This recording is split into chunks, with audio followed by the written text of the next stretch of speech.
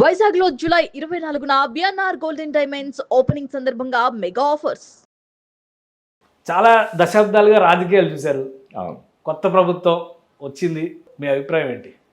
రాజకీయాలకు మాకు సంబంధం లేదు, కానీ అంటే మా కాపు సంక్షేమ సేన ఎక్కువ. ఓన్లీ కాపు సంక్షేమ సేన గురించి మాట్లాడితే సంబంధం లేదు, సంబంధం. కానీ హరిరామ జోగి గారికి రాజకీయాలతో సంబంధం లేదంటారు ఇప్పుడు కూడా. నేను రాజకీయాల నుంచి 2009లోనే తప్పుకున్నాను.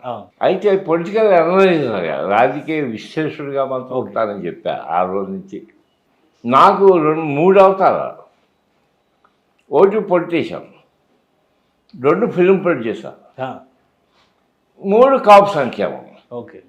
విశ్లేషకుడిగా నేను ఇచ్చే ప్రకటనలు ఒక రకంగా ఉంటాయి, ఓకే, వన్ సైడెడ్గా ఉండవు. విశ్లేషిస్తూ ఏదేమిటి ఎవరేమిటి నా మనసుకు వచ్చినట్టు, నాకు నచ్చినట్టు జరుగుతున్నది చెప్పడం నాకు అలవాటు.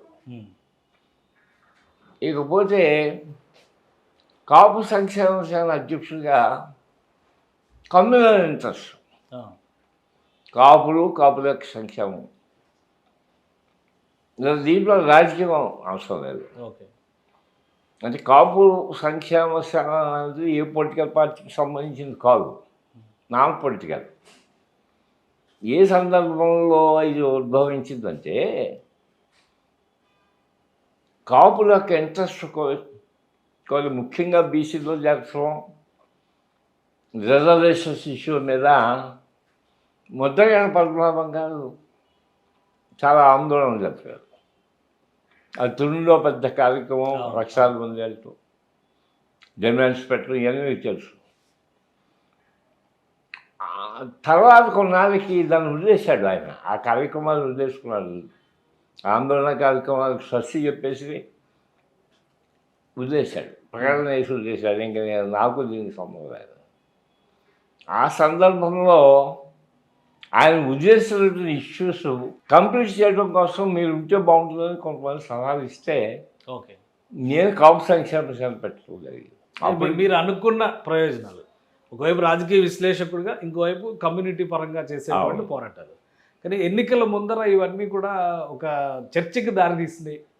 ఆల్రెడీ జనసేన అధినేత పవన్ కళ్యాణ్ మీరు అనౌన్స్మెంట్ కూడా ఇచ్చారు, జనసేనకి కాపు సంక్షేమ సేన అనుకూలంగా పనిచేస్తుంది. కానీ మీరు చేసినటువంటి విశ్లేషణలు జనసేనకి కాపు సంక్షేమ సేనకి మధ్య దూరాన్ని పెంచినాయా? విశ్లేషకుడిగా నేను ఇచ్చే ప్రకటనలు మాత్రం ఆ రకంగా ఉండేవి. ఓకే. వన్ సైడెడ్గా కాకుండా ఉన్నట్టుగా ప్రకటన చేసే పద్ధతిలో ఉండేవి. రెండోది ఏంటంటే కాపు సంక్షేమ సేన అధ్యక్షుడిగా పవన్ కళ్యాణ్ గారికి కాన్ఫిడెన్షియల్ లెటర్స్ రాస్తూ ఉండేవాడిని.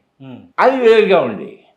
ఏదైతే మొత్తం మీద కాపు సంక్షేమ సేన 2 ఇంట్రెస్ట్లు, ఒకటి కమ్యూనిటీ ఇంట్రెస్ట్, అలా సంక్షేమం వగేరా. సంక్షేమం అన్నది 2 రకాలు, ప్రభుత్వ పరంగా తీసుకోవాల్సినవి, ప్రైవేట్ పరంగా మేము చేయాల్సినవి. అవి చేస్తూ దాంట్లోనే కమ్యూనల్ ఇంట్రెస్ట్ ఏంటంటే కాపోడు ఉన్నవాడు ఏదైనా పొలిటికల్గా రావడానికి అవకాశం ఉంటే వాడికి మనం ఫుల్గా సపోర్ట్ చేయాలి. అది కూడా ఒక అంశం మా కాపు సంక్షేమ సేనలో ఉంది. ఆ సందర్భంలోనే పవన్ కళ్యాణ్ గారు పొలిటికల్ పార్టీ పెట్టరు, జనసేన పార్టీ ముఖ్యమంత్రి అవ్వాలనేటువంటి దిశగా ప్రయాణం చేయటం మొదలైంది. తర్వాత అది కూడా కాదు, 2019 తర్వాత మేము కాపు సంక్షేమ సేన పెట్టిన తర్వాత మేము డెసిషన్కి వచ్చామంటే వైఎస్ఆర్ పార్టీ మాకు వ్యతిరేకంగా ఉంది అప్పటికి. ఓకే. ఈ రిజర్వేషన్స్ ఇష్యూలో కూడా జగన్మోహన్ రెడ్డి మాకు వ్యతిరేకంగా ఉన్నాడు. కాబట్టి మనకి ఏదైనా ప్రభుత్వం అవసరం ఉందన్న అవసరం, లేకపోతే కాపాడు ఒకరు ముఖ్యమంత్రి అయ్యే అవకాశం ఉందని పవన్ కళ్యాణ్. కాబట్టి మనం జనసేనకి సపోర్ట్ చేయాలి, ముఖ్యమంత్రిగా పవన్ కళ్యాణ్ తీసుకోవాలి. బీజేపీకి ఆర్ఎస్ఎస్ ఎలాగో జనసేనకి కేఎస్ఎస్ అని ప్రకటన చేస్తూ ముందుకెళ్దాం. రాజ్యాధికారంలో భాగం కావాలి అనే చర్చ వచ్చినప్పుడు, 2 పార్టీల మధ్య ఒక అండర్స్టాండింగ్తో ముందుకెళ్లాలని నిర్ణయం తీసుకున్నప్పుడు మీరు చేసిన విశ్లేషణ పైన కూడా వివాదం రాలుతుంది. సో ఆ తర్వాత ఏం జరిగింది? ఎందుకంటే అది అయిపోయింది కదా. లేదు, విశ్లేషణలోనే మీ కాంట్రవర్సీ, మీరు చెప్పే కాంట్రవర్సీ మళ్ళా నుంచి పవన్ కళ్యాణ్ ముఖ్యమంత్రి అవ్వాలన్నది మా పాయింట్. సో ఇప్పటికీ ఆ రోజు నచ్చాం, ఈ రోజు నచ్చాం, రేపు ఇవాళ కాకపోతే 2029 సరే మళ్ళీ ఆయనే ముఖ్యమంత్రి అవ్వాలని ఇప్పటికీ మా పాయింట్. ఆ రకంగానే ముందుకెళ్తూ ఆయన సపోర్ట్ చేసాం. నేను ఇచ్చే ప్రకటనలో కానీ దేంట్లో కానీ పవన్ కళ్యాణ్కి ఏనాడు వ్యతిరేకం లేదు. ఆయన సపోర్ట్ చేస్తూ ఆయన ముఖ్యమంత్రి అవ్వాలని కోరుకుంటూ దానికేమో అర్థం ఉంటే చెప్పుకుంటూ ముందుకెళ్ళా. కానీ ఇది మిత్రపక్షాల మధ్య ఒక రకమైన స్పర్ధకు కారణమైంది అని ఒక చర్చ. రెండో వైపు నుంచి మీరు కూడా సంక్షేమ సేనని రద్దు చేస్తున్నామని ప్రకటన చేశారు, కమిటీలు రద్దు చేస్తున్నాం అన్నారు. మళ్ళీ కాపు బలిజ సంక్షేమ సేన అని మళ్ళీ కొత్త ఫేజ్ తో వచ్చింది అని చెప్పి దానికి వేరే కాదు. ఏంటి రీజన్? వేరే కాదు. కాపు సంక్షేమ సేన రద్దు చేయడానికి కారణం ఏంటంటే దాని రిజిస్ట్రేషన్ 2 years అయిపోయి మళ్ళీ రెన్యూల్ చేయాల్సిన నెసెసిటీ వచ్చింది. ఆ సందర్భంలో అప్పుడున్న కమిటీస్ అన్నింటినీ రద్దు చేయడం జరిగింది. ఇప్పటికీ కాపు సంక్షేమం నేనే అధ్యక్షుని, నేనే దానికి ఇప్పటికీ దానికి నేనే అధ్యక్షుని. పొలిటికల్ కారణాలు ఏం లేవు దానికి. ఆ రకంగా దాన్ని రద్దు చేస్తూ మళ్ళీ కొత్త సంఘాన్ని కాపు బలిజ చాలా రిజిస్టర్ చేశాం. దీనికి అధ్యక్షుడు నేనే. మళ్ళీ కొత్త కమిటీ ఫార్మ్ చేసాం. ఆందోళన అందరినీ దీంట్లో పెట్టాం. ఏదో కొద్దిగా ముగ్గురు తప్పించాము.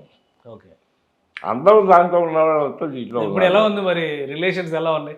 జనసేన కాపు సంక్షేమ సేన జోగే గారు పవన్ కళ్యాణ్ గారి మధ్య రిలేషన్ ఎలా ఉంది?